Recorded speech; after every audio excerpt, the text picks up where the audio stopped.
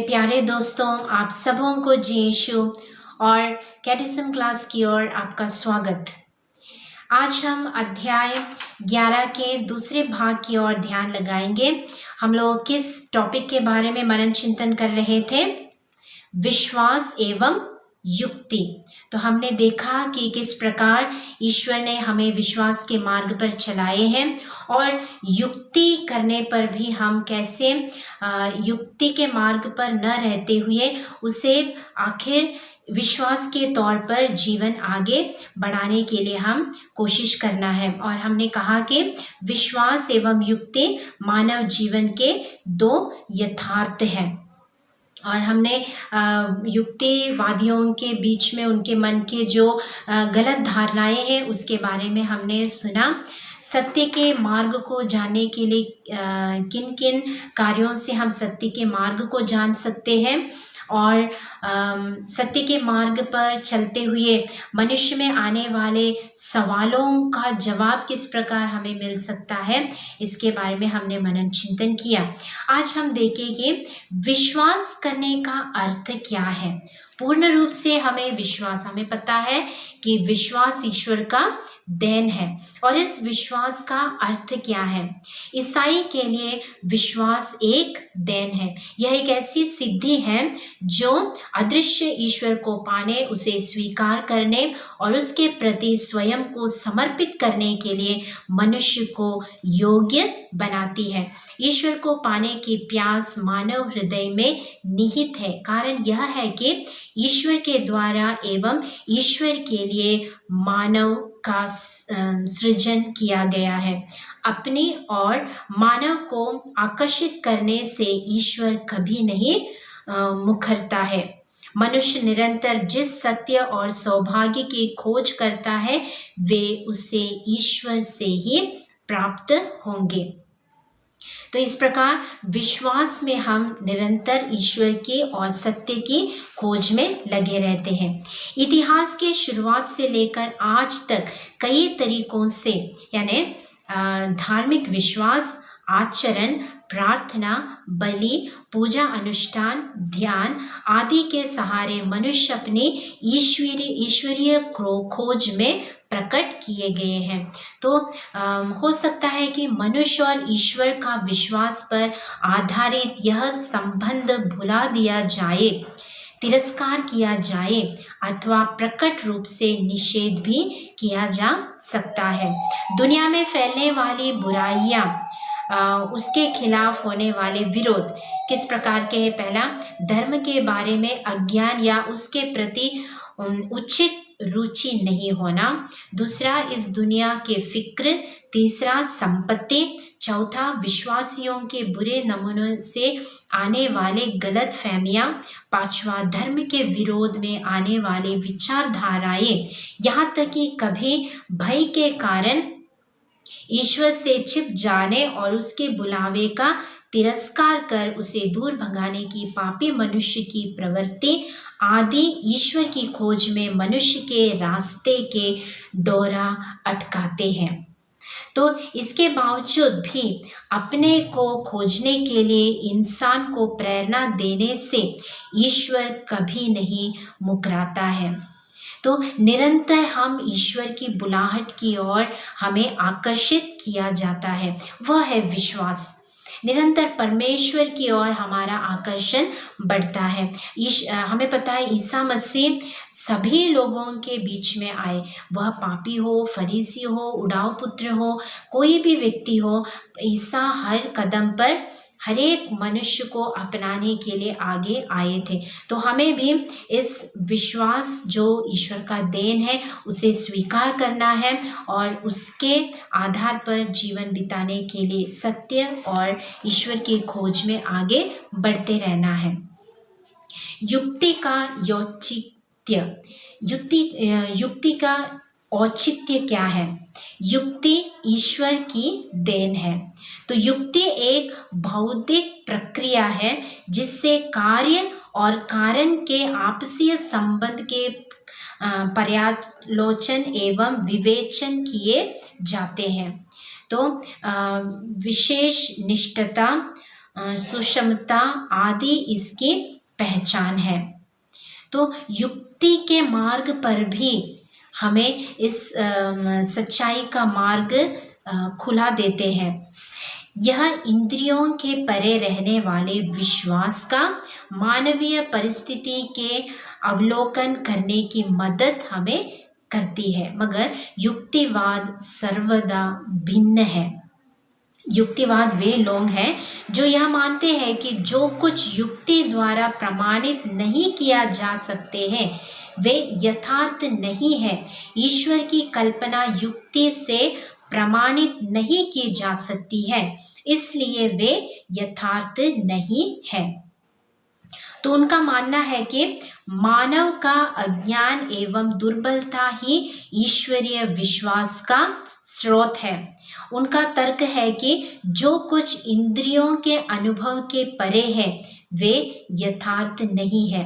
उनका कहना है कि ईश्वर की कल्पना उस मनुष्य का बनाया हुआ कारण है जो इस ब्रह्मांड के प्रतिभाषाओं का यथार्थ कारण नहीं ढूंढ पाया है। तो युक्तिवाद लोगों का मत है कि जीवन की परिहार्य दुख तकलीफें एवं उनसे होने वाली चिंताएं इस कल्पना की वृद्धि और विकास में मतदार होती है। तो इस प्रकार विज्ञान के भौतिक उपलब्धियों को युक्तिवाद लोग बढ़ा चढ़ाकर बताने लगते हैं। तो लेकिन विज्ञान के संबंध में गहरा ज्ञान पाने वाले यथार्थ वैज्ञानिक यह चेतना देते हैं कि युक्तिवादियों का अल्प ज्ञान खतरनाक है। इसके 5 महत्वपूर्ण मार्ग हमें दिखाई देते हैं। तो मैंने गए चैप्टर में कहा था कि जो अल्प ज्ञानी है उन्हें विश्वास के तौर पर आगे बढ़ने के लिए मुश्किल है, लेकिन जो विज्ञान में अधिक रूप से विश्वास करते हुए ईश्वर के कार्य उस विज्ञान के कार्यों में है ऐसे विश्वास करते हैं, तो उन्हें युक्ति से भी बढ़कर विश्वास ही महान दिखाई देते हैं।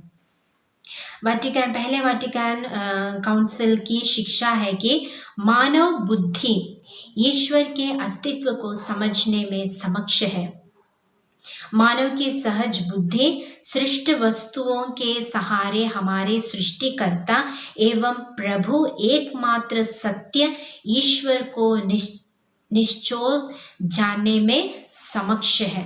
तो ईश्वर के रूप और सादृश्य में बनाया गया हुआ मनुष्य, उनका जानना और उससे प्यार करने को बुलाया गया मनुष्य, ईश्वर को खोजने वाला मनुष्य अपने बुद्धि के सहारे ईश्वर को जानने के कुछ मार्गों का आविष्कार करते हैं।